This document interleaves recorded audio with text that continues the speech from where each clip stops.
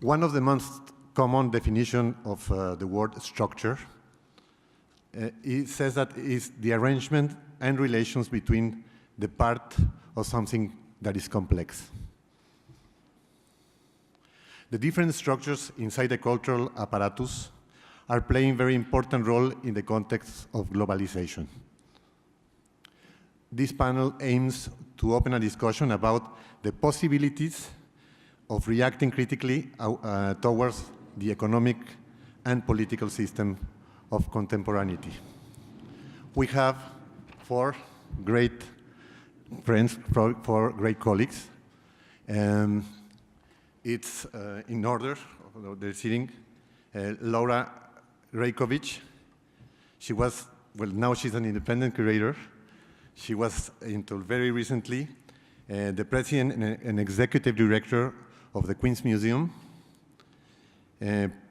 Prior to this role, she served as the director of global initiatives at Creative Times and was also the deputy director of DIA Art Foundation and had a very important position at the Guggenheim Museum here in New York and at the Public Art Fund in the New York City Department and Parks and Recreation. Carlos Motta is an artist whose engagement with histories of queer culture has insisted in the politics of sex and gender, that these politics represent an opportunity to articulate definitive positions against social and political injustice. He has had very important exhibitions. One of them was The Shapes of Freedom at the Museo de Arte Moderno de Medellín in Colombia, the crossings at the Stedelijk Museums in Amsterdam, Lágrimas at el Museo de la Universidad Nacional Claustro de San Agustín, Bogotá, and Histories of the Future at the Pérez Art Museum in Miami. He had also Requiem at the Malva Museum, the Museo de Arte Latino-Americano de Buenos Aires, and he participated in the 32nd Sao Paulo Bienal in 2016. He was named a Guggenheim Foundation Fellow and was and has received grants from the Art Matters and the Creative Capital Foundation in 2012. Michy. She lives in Puerto Rico. She's the director and co-founder of Beta Local, a non-profit organization dedicated to supporting.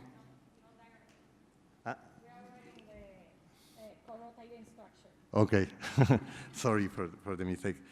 And they have played a very important role in Puerto Rico, promoting aesthetic thoughts and practice through various programs.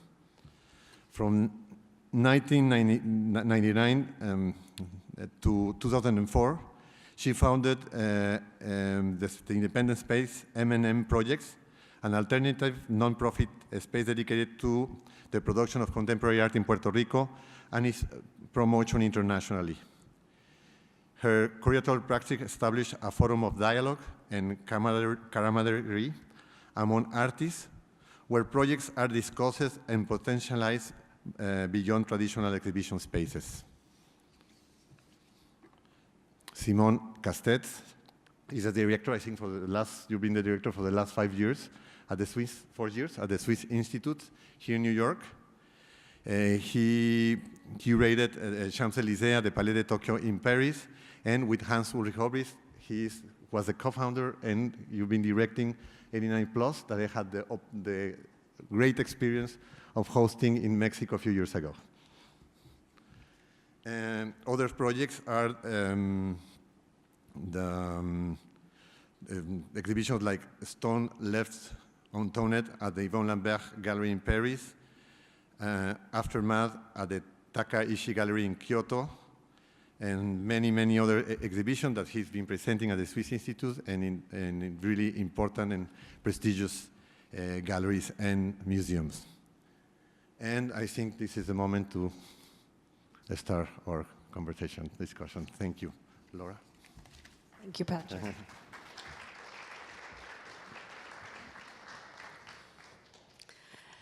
Thank you, first of all, Patrick, for inviting me to be a part of this. You know, it's only been a few weeks since I stepped down as the director of the Queens Museum, and so I thought I would start by talking a little bit about, since we were talking about collapsing structures, talking about the work that the Queens Museum has done over many decades in kind of transforming itself into a really amazing place. And some of my dreams for the museum were to actually become a commons, a space where in this moment of public space being so diminished, with the encroachment of surveillance and privatization, that museums could actually reclaim this space, that we could hold in common and share a kind of space of conversation, of idea sharing, of interaction with art, of being actually physically together in space and time, and actually as a space of civic discourse. And I think for me this was a very important element of what the Queens Museum could be, because it is a public museum, even if not in classical European terms. From an American standpoint, I think the Queens Museum is a very public museum in its attitude. And it's situated in a public park, the third largest park in New York City. And it also will, I think, eventually have a public library branch situated inside of it.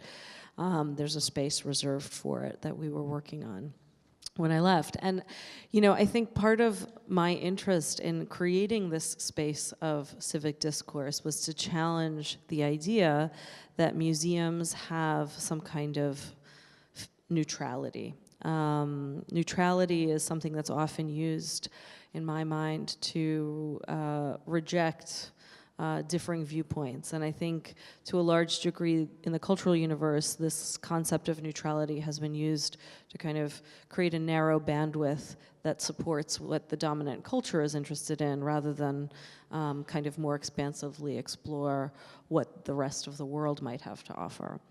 And in my view, if you want to actually get into what it means to talk about multiplicity, diversity, whatever you want, phraseology you want to use, which is all very popular right now, unless you're confronting this myth of neutrality as a starting point, you're not going to really get very far, because you still have this kind of gatekeeping overlay over the top. So just to say that plays out in a number of different ways, and I'm going to talk a little bit about my experiences at the Queens Museum since the election of Donald Trump as a way to kind of frame how some of this stuff plays out. So at the Queens Museum, the kind of people who come to the museum, a lot of them are recent immigrants who live in Corona or Flushing, just outside the front door of the museum. And immediately after the election, we saw a very dramatic fall off in attendance from immigrants who used to come to, immigrant families, for example, who used to come to our family workshops, the art workshops on the weekends that are free. We used to have like 40 or 50 people come to those, and suddenly we had 2. You know, this wasn't like a slight drop-off. This was extremely dramatic, and it was very clear from the community organizers that Queens Museum has on its staff another dramatic and very brilliant innovation that Tom Finkelpearl initiated over a dozen years ago, which bred extremely close relationships within the neighborhoods directly surrounding the museum. And so we knew through those relationships that people were literally staying at home. People were afraid to go outside. They were afraid, no matter what their documentation status was. They were, you know, I kept getting, because I'm friends with a lot of people who, you know, worked at Immigrant Movement, Tanya Bruguera, the project Tanya Bruguera initiated. I would get these alerts on Facebook that were going around, like, don't go to the 111th Street 7 train stop, ICE is there, you know. This was like really raw and very real. It wasn't an abstraction. Simultaneously, you know, I recognized that quite a few of my staff members were able to work at the Queens Museum and be here through DACA, through the DACA executive order. And we recognized fairly early on as a staff that that was likely to go away. So we tried to create some structures at least to support folks in kind of renewing their status as early as they could. And there were a few other things that we did as a staff. And one of them was to collectively write our statement of values, because I felt that as the months wore on, that what we did might be called into question as, you know, why would you do this? Why would you take this on? And, you know, I felt that we should state our values and state them clearly, so that we might be able to defend ourselves should things come into question. And of course they did. So the first thing that happened was we decided to close the museum to regular operations on January 20th of last year, of the day of Trump's inauguration, as a sign of solidarity with all of the very vulnerable populations that felt even more vulnerable because of the new president and his administration and the proposed policies that they had proclaimed. And there were a couple of my board members who got very nervous about that, and we had some discussions about it, but we proceeded, and we had this really great event where over 300 people came to the museum to make, we did a project with a printmaking collective, and we made posters for the many protests that were upcoming during that following period. And then a group of art workers and artists started getting together under this umbrella called Sense of Emergency. It was just kind of a Google group that formed, and I was a part of it, and there was a working group that started working on sanctuary and art space sanctuary with Abu Farman, who was sort of leading that up. And it was kind of a new version of thinking through the way art spaces could become sanctuaries. And I thought this was a really interesting idea, so I wanted to talk about it with my board as a kind of way to think through how we could, as a cultural institution, be responsive to the needs of our audiences. It was very clear that the board was not interested in this kind of conversation.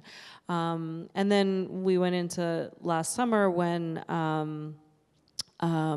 we had this proposed event to celebrate the 40th anniversary of the UN vote that basically led to the creation of the State of Israel, that actually happened in the Queens Museum building, because that building from 1946 to 1950 was where the United Nations met. So that physical space was where this vote actually literally happened, which is quite an amazing. And a lot of other really interesting votes happened there as well. And when the Israeli mission to the UN proposed this event, they told us that Mike Pence would be the keynote speaker, which of course gave me a lot of pause, to say the least, to actually have Mike Pence at the museum for an event rental basically was really problematic. And we started having a number of discussions at the board level about it. And eventually the board decided not to move forward with the event, which was which really pissed off the Israeli mission, and then basically they determined to reinstate it, to cut a very long story short.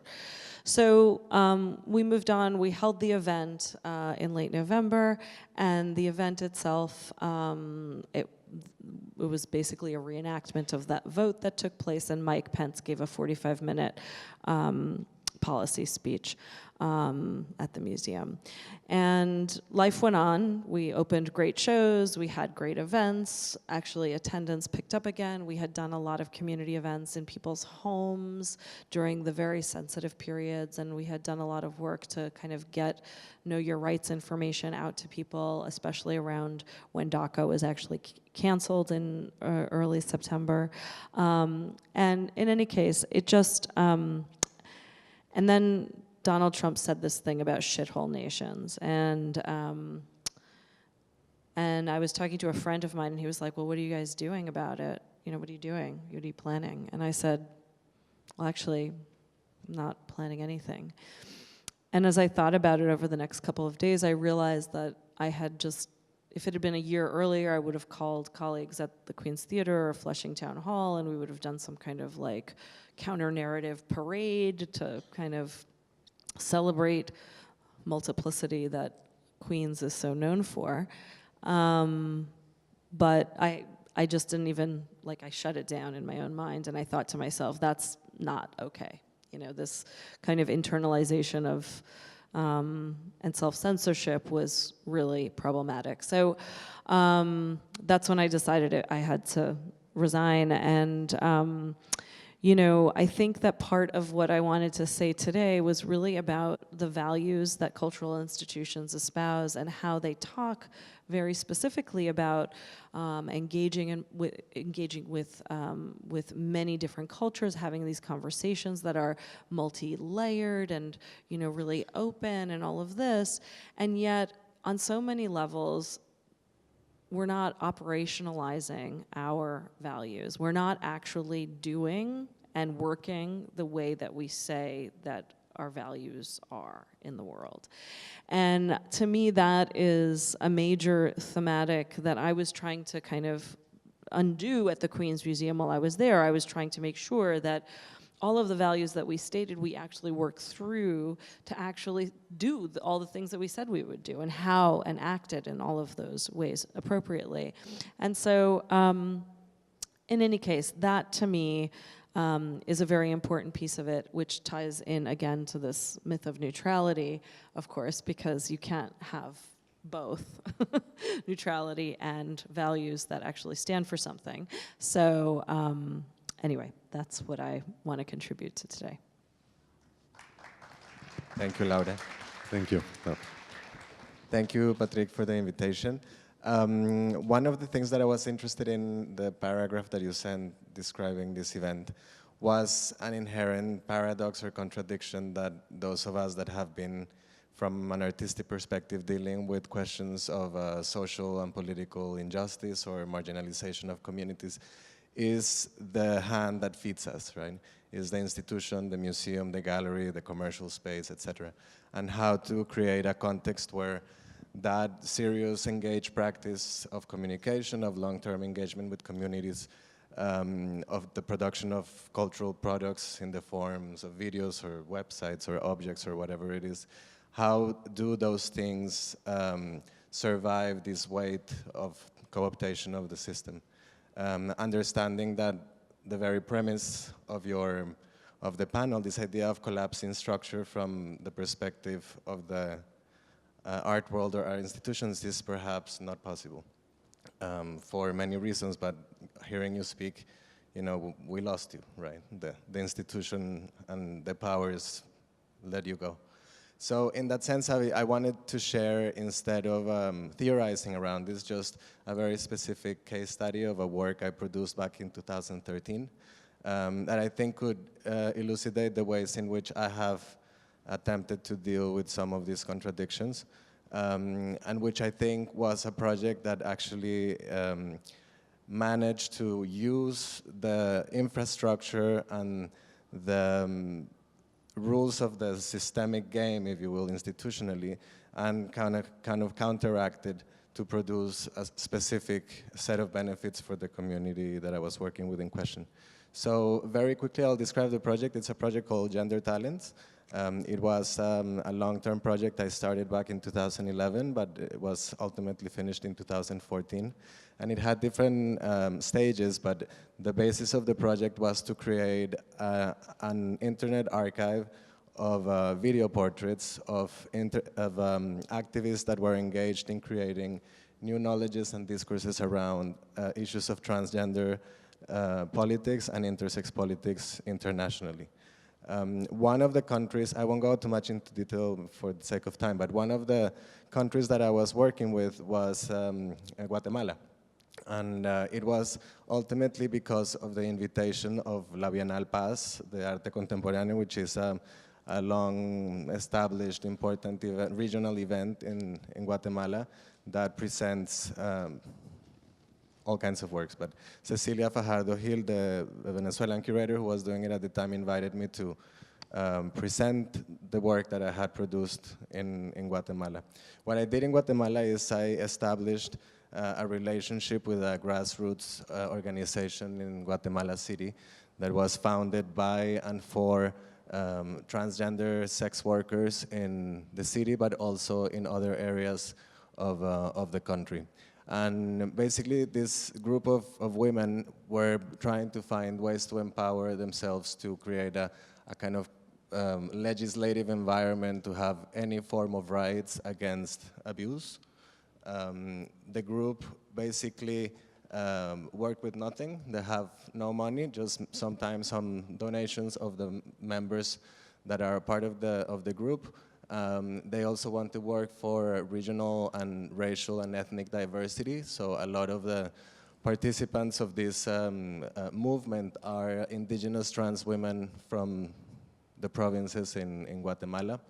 So when I approached them, they were extremely concerned about the representational lens of the project.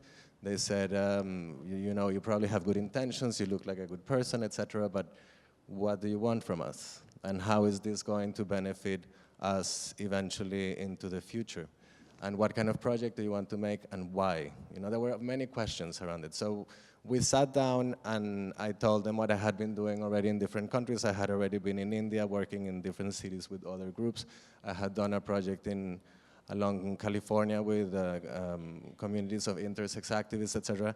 I presented to them the work that I was doing. I said, I recognize that at this point, there isn't really a critical discourse which has since emerged very strongly for transgender groups in the United States, where there is a self-representational voice that it's very clear, succinct, even in the mainstream media, etc. But when this project began, that wasn't the case. So I exposed this to them and I said, I would actually like to help collaboratively construct a form of discourse around some of the work that you're doing, which I recognize is incredibly important, but continues to be invisible for the most part.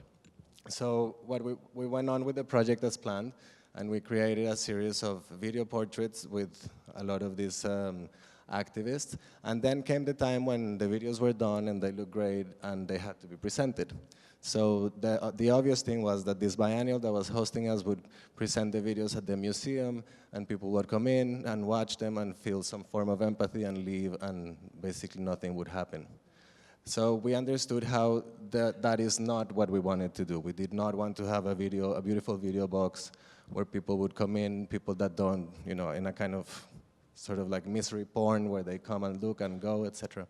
And we started to think about a way to use the platform of the biennial, which is a biennial that takes place in all the main cultural venues of the city, to think about ways in which these trans bodies that have been traditionally excluded from all of these institutions and platforms could occupy these spaces, and where it actually could have that we could use all the resources and the influence of the PIES Foundation, the curators, the cultural capital that I may have constructed over the years as an artist, etc., to produce something that could be perhaps more substantial for the group.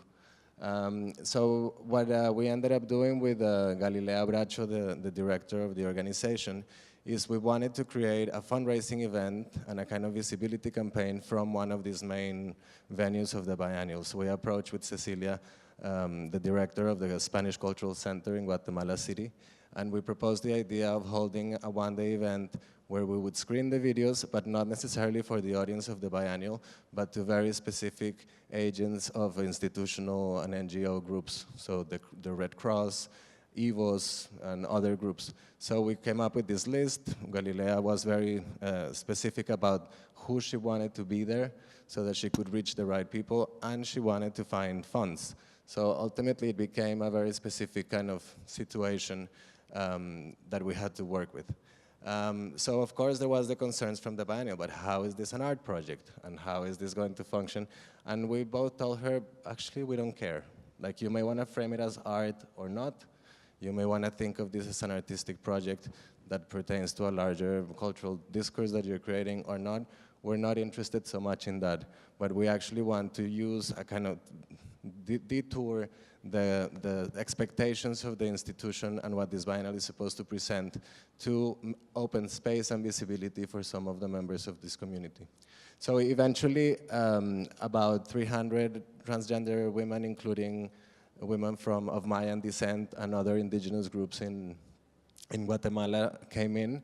It was the first time that they had set foot in such institution, which is outrageous in the sense that perhaps they had not been excluded in a physical or violent way, but they never felt that they could set foot there because they would be discriminated by the audience and the directors, etc. This is the core group of the organization, and in the middle is the person that is in charge of indigenous and women affairs for the Guatemalan government with the blue skirt. And it was a success in a small degree in the sense that we reached the audience they wanted. We really used that platform of the biennial to bring these players, and they raised the funds that they needed at the time. Of course, this lasted very little, just maybe a couple of months, and they had to continue working on their own. But I thought I would present this project in the sense that there was a certain kind of piercing of that institutional framework, and in a way also like just profiting from it to sort of like show that we could do something different and reach an audience on a set of terms that was perhaps not expected from an institution, which is of course something that you're very familiar with at the Queen's Museum and other organizations. So I'll just show a couple more images and give it to Michy.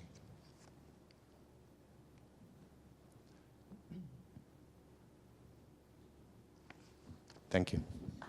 Gracias, Carlos. Thank you. Hello. Hi, good afternoon to everybody. Thanks, Patrick, for the invitation and for being here with these great colleagues. In Puerto Rico, we have embraced the fast food economy. It's something that it's embedded in our blood, but my practice has evolved in an opposite direction. So I'm going to try to be succinct. That's not one of my abilities. So I'm going to read for now, and from there, then we can share other parts of many notes that I've taken during the day. In a moment when we have experienced the simultaneity of the future in the present, a story that is part of our future history has been revealed, and ignoring is not an option anymore. I find comfort in the word of Rosina Casali when she said, "This society needs to take a break. Make the effort not to take away the immanence of the political in art and in people's life. The moment we are going through in this country is crucial, and everything is committed to forgetfulness. Wherever it comes from, it is very dangerous. Our understory is now in the front lines, and all of our senses are experiencing bits of it." I wrote last year for a project of Karolina Cocido. The first barrier, dam, that we impose on ourselves is that of maintaining silence. Still, there is no recognized international law for environmental refugees and environmental crimes, which have increased substantially. We are fracturing, dislocating. We are all injured, nature, our communities, us. But it seems as if we were stuck on a skidding belt that keeps on skipping. Even when facts are provable, we are mesmerized, bewitched by the fear of what is yet to come. The balance needs to be reestablished. The counterweight cannot be outweighed if we want to fix the skidding belt and get back into traction. What elements do we have to repair, replace, or reintroduce in order to reestablish the broken transmission between the two distant axes of attraction pulley so that energy can flow? I'm going to give you 3 examples of some projects that I think are crucial because they are on the front line of the fight for decolonization.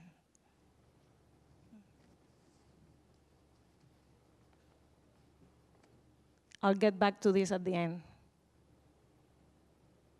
Karolina Cocido is a visual artist that is constantly redirecting her tools to retool others. Some important ethical issues that her work deals with are based on the notion of exorcising your own demons through a process that enables forces, evil spirits, to live.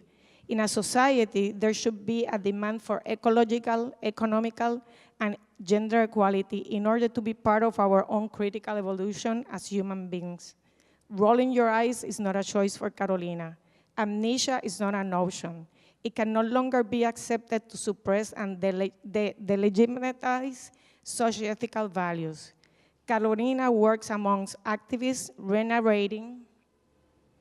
narrating ethical ecological issues involving the common good as a way of representing them. How something can exist in its simultaneity as an action and as a knowledge transmitter. How art is intrinsically political as it speaks of the ways we relate to others and furthermore, how we exercise that relationship, either socially or at the personal level. In our everyday lives is an important question in her work. Emancipation, revision of the limits imposed by our patriarchal society, forms of distribution, strategies, common goods, are among some of the words that I can use to describe her project. Her quest to reinstall or rebuild social threads that have been eroded in order to think and act towards a collective redistribution of goods and at the same time engage in healing the flow of social and community organizations that have been broken is an important part of her practice and way of life.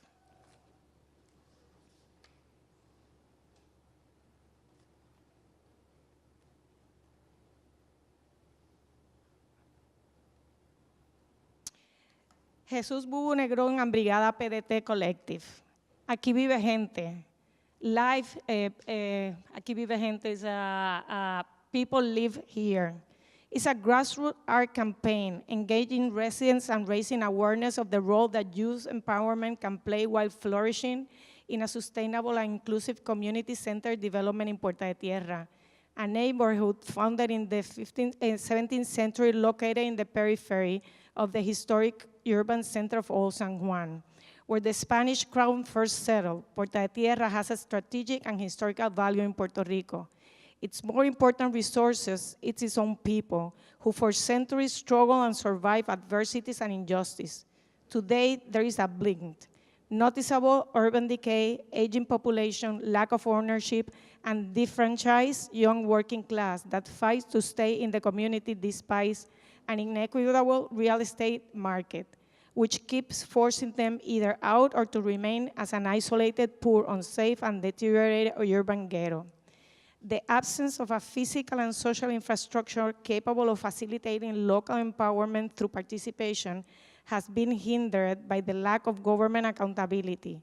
This has sparked a creative bottom-up place-centered initiative by youth community members under the label Brigada PDT. People live here. It's a campaign initiated by Brigada PDT to challenge top-down standard urban redevelopment practices of massive gentrification. This initiative decided to use art as a tool to demand community-based development and participation in decision-making process. It uses art as a communication and expression tool that favors self-determination, sovereignty, and the collective self-esteem. Jorge González, Escuela de Oficio. Jorge González centered research and work during the last 5 years. It has been the careful investigation of spaces in despair in response to the island culture and climate. Engaged in a constant inquiry about processes and connection among the found data, González has bridged many unconnected dots that map almost extinct artisanal techniques in the island to contemporary art practices and thought. His practice establishes ongoing activities where communities are engaged in distribution of knowledge, ranging from oral history and ancestral technique to collective practices. From this approach, connections on self-management education models are being explored, emphasizing on convivial and communal forms of production. By inviting the artisans to share his botanical and historical knowledge of the landscape, throughout the walk towards the location, there will be harvest the material which will later be used to learn a technique. We can understand the role of the artisan in a society as an intersection of various systems of knowledge and discipline that can go beyond just the artisanal technique in itself. In order to engage in a critical analysis of this form of production and corresponding material culture, Gonzalez has emphasized a conscience of the worker and the sourcing of material. His platform stems from bringing forth alternative educational models for the recuperation of marginalized vernacular material culture and the ongoing attempt to produce new narrative between indigenous and modern. This is the last few weeks in Puerto Rico. One of the artisans' housing was destroyed by the hurricane. So a group of artists that were participating in Escuela de Oficios started building the new part of the roof with already learned in the last years techniques of past roofing solutions for the topic.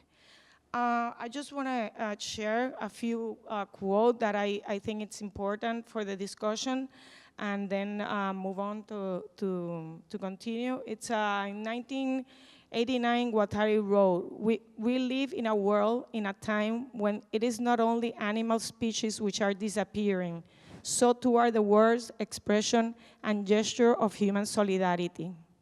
Have we forgotten who are our true allies? Are we stuck to the same realities as always because we can no longer enter an alternative narrative? Have we lost the capacity to weave? How can we take a detour from the system of exploitation of inequalities which not only colonize us but also colonize nature? How we can bring forward the need of tying, weaving the broken ropes between knowledge and actions. I want to share here a conversation that I thought was very interesting when Herzog was very young. And he was asked regarding the system of distribution for cinema.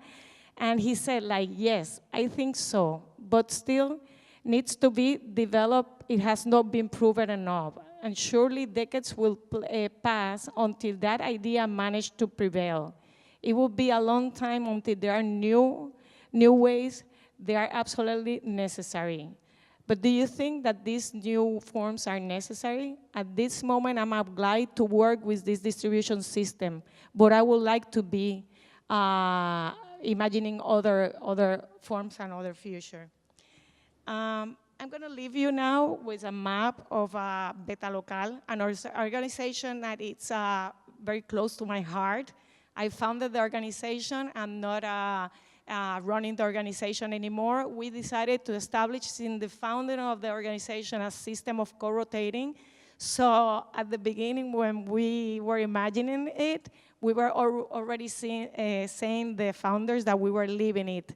So I think it's a very important for us experiment that we are not boycotting it. We are strong in maintaining, how this experiment can function. But I hope that maybe 20 years from now, we have like 15, 20 directors that all of them can shuffle and then they can come back and forth depending on the specific need and strengths of the organization at that moment. At time, I believe and I think that we at Beta Local are storytellers that share the overlooked, the undervalued, the underexposed, and together combining the skills of a caretaker and accomplice who is always in search of a complicit love. Valentina Desideri and Stefano Harney describe it as a love for the space we find in conspiracy that makes us safe to unmaking ourselves, a conspiracy that is not a secret, one that is not connected to any hidden plot, but one that accompanies it, cares for it, an accomplice that guides unseen. Thank you, Michy. Thank you, Patrick, for the invitation. Before we begin, I wanted to quickly acknowledge the slight irony that comes with Swiss Institute's participation in this panel. As everybody knows, Switzerland is not the most famous place in the world for resistance against capital, nor am I an expert on Latin American art. But as the director of a New York City nonprofit, I was very grateful for the opportunity to contribute to the conversation about how institutions, big and small, can best serve their communities in this current tense climate, and how we can position an art museum or an art organization in general as actively welcoming as opposed to simply being open. As my brilliant fellow panelists already discussed, we as institutions have long been navigating the complexities of patronage, of political and fiscal support in relation to the art that we exhibit, and artists have taken those tensions that manifest within the exchange between capital, be it financial or cultural, and museums, and incorporated them into their practices, famously canonized under the auspices of institutional critique. And that's something that has, the efficacy of those gestures has come into question repeatedly. The reabsorption of institutional critique has become a cornerstone of institutional programming, something that Andrea Fraser pointed out in her now very famous 2005 article in Art Forum, where she said, it was called From the Critique of Institutions to an Institution of Critique, and she said, it's not a question of being against the institution, we are the institution. It's a question of what kind of institution we are, what kind of values we institutionalize, what forms of practices we reward, and what kinds of rewards we aspire to. Because the institution of art is internalized, embodied, and performed by individuals, these are the questions that institutional critique demands we ask, above all, of ourselves. So that very much resonates with what Laura was talking about earlier. The conclusion that Fraser comes to, you guessed it, is that it's virtually impossible to position ourselves outside of the institution and the capital that backs it. The patronage systems within museums are in many ways integral to the production of artists' project. It's the onus of museum workers to work ethically within the systems for the benefit of their community. The idea of institutional critique being something somehow irrelevant in our current climate, I think, comes back all the time. And I was reading this amazing review of Louise Lawler's MoMA retrospective in The New Yorker, and Peter Sheldal wrote, art often serves us by exposing conflict among our values, not to propose solutions, but to tap energies of truth, however partial, and beauty, however fugitive. And the service is greatest when our worlds feel most in crisis. So I was kind of reassuring about somehow the value of those things that keep coming back and have indeed value regardless the more urgent matters that we may be facing. To go back to Fraser, she also talked about Hans Haacke, the German artist whom you all know, and she was saying that far from trying to tear down the museum, Haacke's project has been an attempt to defend the institution of art from instrumentalization by political and economic interest. We're really happy at Swiss Institute that Haacke will be continuing that interrogation in a new commission that will be unveiled as part of a project we call SI on Site, which is a series of semi-permanent installations that will open together with our new building on St. Mark's Place in the East Village in June. And considering that the new location of Swiss Institute was built as a bank in 1954, and what its latest occupant was a Chase Bank, we felt that the intervention by Haacke, which will be a pole work, very much like the 1970 MoMA pole work, the very first one he did, and then he did many of them afterwards, but we thought it would be a fitting intervention, and we're very happy that it's the first one that he's going to be doing over the course of at least a year. And I think, it made me think about what you said about people live here, and I thought, for us it was really interesting as an institution to think about how art can go against gentrification, thinking about how an institution that's free and open to the public taking the place of a bank as opposed to the usual narrative of things going the other way around. Thinking about collapsing structures also, I was thinking about, the other idea of collapsing, meaning to bring things together instead of just crumbling. And I was looking at the archive of Swiss Institute and a project that was done in 1998 when Annette Schindler, who was the director, then contacted this collective from Chile called GCH. It's Galeria Chilena, to show work in our studio, in our space in Soho. And because Swiss Institute was organizing an exhibition about artist-run spaces outside of the US and how the representations of nationalism developed with those spaces. And the artists in the collective, which at the time did not have a fixed space, they ended up writing to the president of Chile, and they requested a photograph with him that they would display in New York as an advertisement for themselves and their activities. So that was quite hilarious to think about that as a sort of indirect comment on the very institution that was hosting the event, Swiss Institute, and its relationship to the country it is affiliated to, and its hybrid mission being, related to a country, receiving support from a country, but yet very limited. We receive about 20% of our budget from the Swiss Art Council. The rest is all fundraised, like all the other institutions in New York. And so that was a really interesting thing for us. And when Patrick asked me to do this, to take part in the talk, I thought obviously about the project we worked on together with Hans-Ulrich Obrist at the Homex Museum.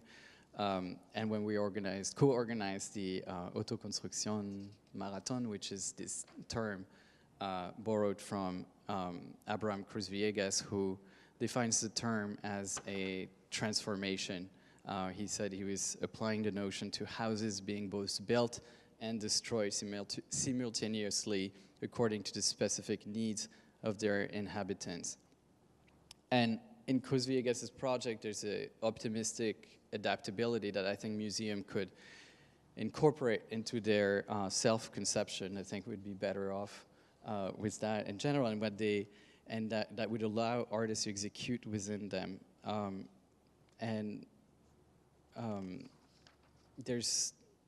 I think he talked also about the idea of the production of art and the production of friendship, which I think, links all of what you said somehow with these modes of production ending up resulting in a broader, more dynamic context to foster space where sharing ideas and time and work is at the core, and that's very much in resonance with Swiss Institute's mission, especially as we enter a new community in the East Village with a very strong immigrant population. There's about a third of the population in Community Board 3, which is foreign-born.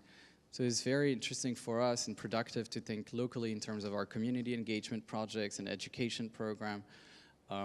There's a very deep connected history amongst organizations in the East Village, and we wanted to work to champion that spirit by working in collaboration with a number of community organizations in the neighborhood. So we're already in advanced collaboration mode before opening. We'll work on projects this summer already with Go Project, which is a tutoring organization, also with the Karolina Center, which is a senior center there, also with the Little Missionary Day nursery schools. So there's so much happening that we think that as a institution that's free and open to the public, it is our responsibility to look at how we can, again, be welcoming as opposed to simply being open, and to contribute to our neighborhood in a thoughtful way where not only to have, to pay lip service to the idea of community engagement and education, as you said, they were very fashionable terms, but actually to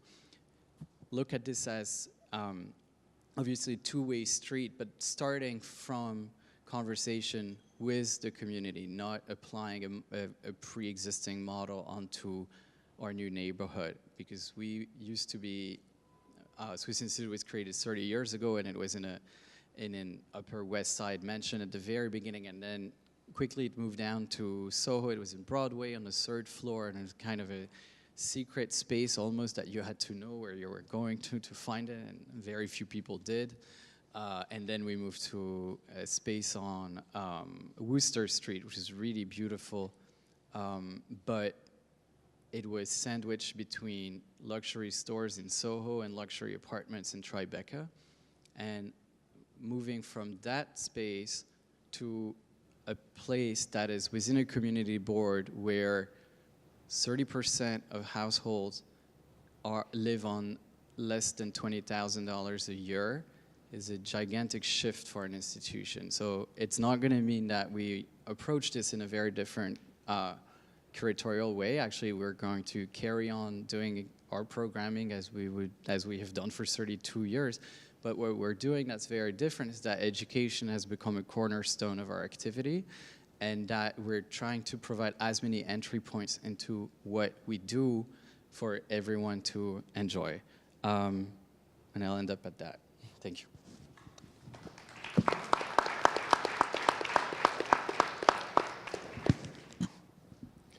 I don't know how tight we are with time, but some of the things that I think have came out in the discussion and in the ideas that you have expressed this afternoon are, I think one of them really, really important is the idea of contradiction among these systems.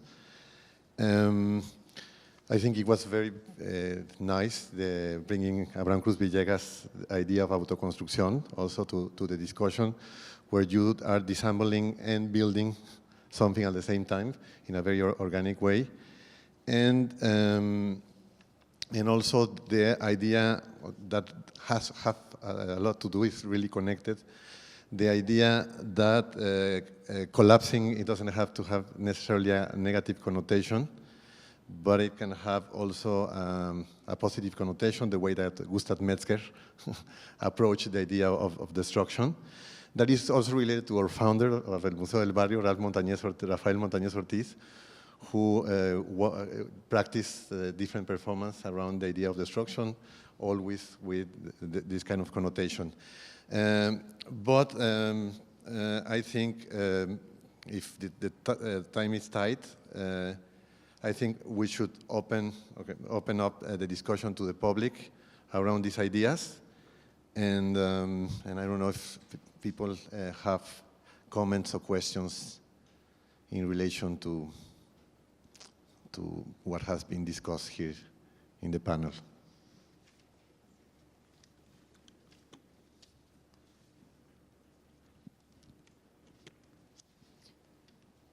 I have a question, or I have a comment since the audience is being shy. Carlos, I was interested in what you said about kind of instrumentalizing the institution, because I'm not willing to give up on the institution. I think it's a very useful form, and I think we can invent ways to challenge these things, and I love what you did in this project that, I mean, I was familiar with the project before you presented it, but I hadn't quite thought about it in those terms. I think that I think that under the kind of arc of art project, there's a lot of flexibility in most institutions. I think it's when you come into the positionality of the institution making a choice to behave in a particular way that that's when the conflicts really emerge. You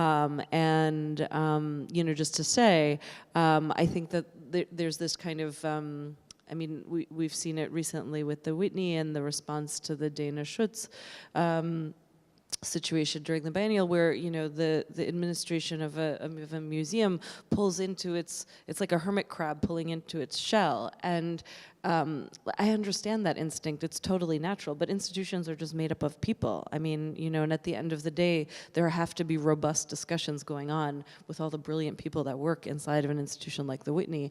And how can we create modes of solidarity where those discussions can happen externally too? I mean, I think that's where we get into like this notion of collapsing structures. Like, let's not kind of have this cone of silence around the institution. It's not actually necessary. We're all just people. Let's talk about it and make it kind of a more active discussion that might actually benefit all of us.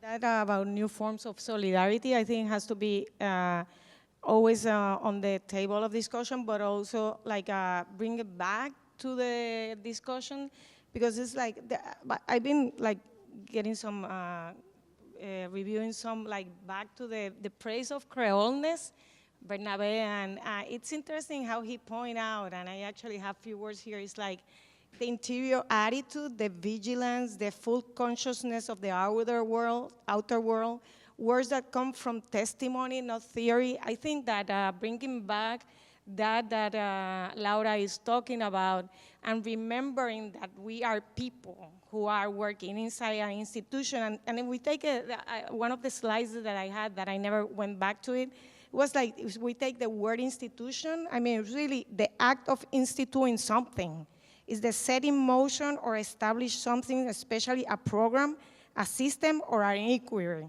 And then the motion is the action or process of moving or being moved. So what is it that we move, and what is it that it's moving us? And how can we, in a solidary way, and establish some trust among all the participants in this institution, all layers, everybody? I think that we can put forward hard questions, but questions that are beyond even that space of that institution. There are questions of what's going on in the world that we are going to have to deal anyhow. So it's like, why not practice in our intimate places, that is the institution or the place that we are working, to put forward those questions and actually do actions and embody the different solutions or practices. Even if we fail, then we try again. So I think that's something that is very important. I think I admire what the Queens Museum have been doing regarding, I was telling Laura that I was doing, because when you talk to artists that have worked specifically, when you have a complicit, really, like I say, complicit love or complicit and interior attitude towards what is the mission and what is that we are doing, they are really happy to work with. But there are many other places that is like, oh no, again, I have to go through this. So I think we just have to refresh for what and why are we working, and what are we doing, and what are the ways we are doing it. And if the ways we are doing it does not actually perform to the things that we are saying, then that's where everything gets mixed.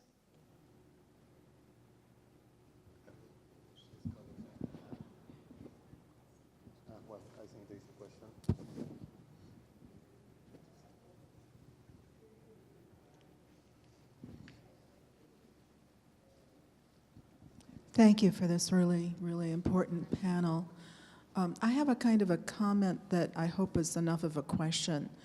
The comment is that when I studied European history, the teacher said something like, revolutions always start by taking down the most progressive and liberal groups. And it seems to me that that's exactly what a museum is. And I wonder whether that's what we're watching.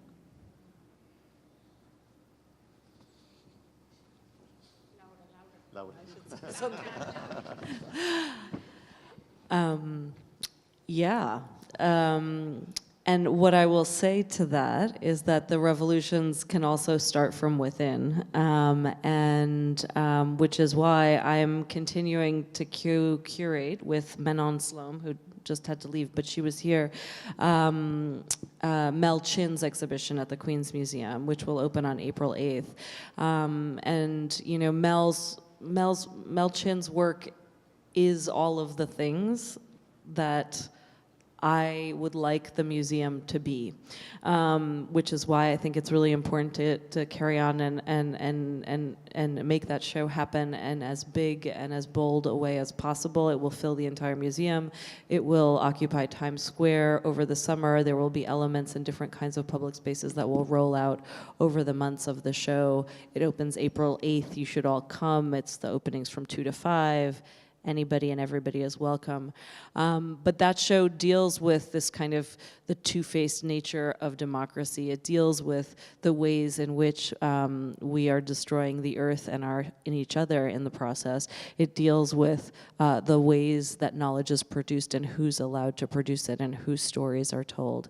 It deals with violence that's perpetrated upon people's bodies in different ways, depending on the color of their skin or the way that they relate to the dominant culture. So all of these reasons are the reasons that I think you're right, Aviva, but that we must continue to persist Thank you very much, Simon, Michy, Carlos, Laura. I think I lost. And thank you, Armory Show, for the invitation. I have here some texts about that I think are important from Karolina Cocido, the dam project. So if somebody's interested, I photocopy some, so you can. She's having a small show in the Whitney, and Bubu Negron is having a fundraising kind of intervention in a fair, NADA fair, to raise funds because the decision of going about to buy the occupied land that they are working on before that it's been expropriated by the government, and then have the fight of the expropriation. And then there is a book around that covers some of Jorge Gonzalez project that Patrick has, so you can ask Patrick if you want to see it. Thank you. Good night.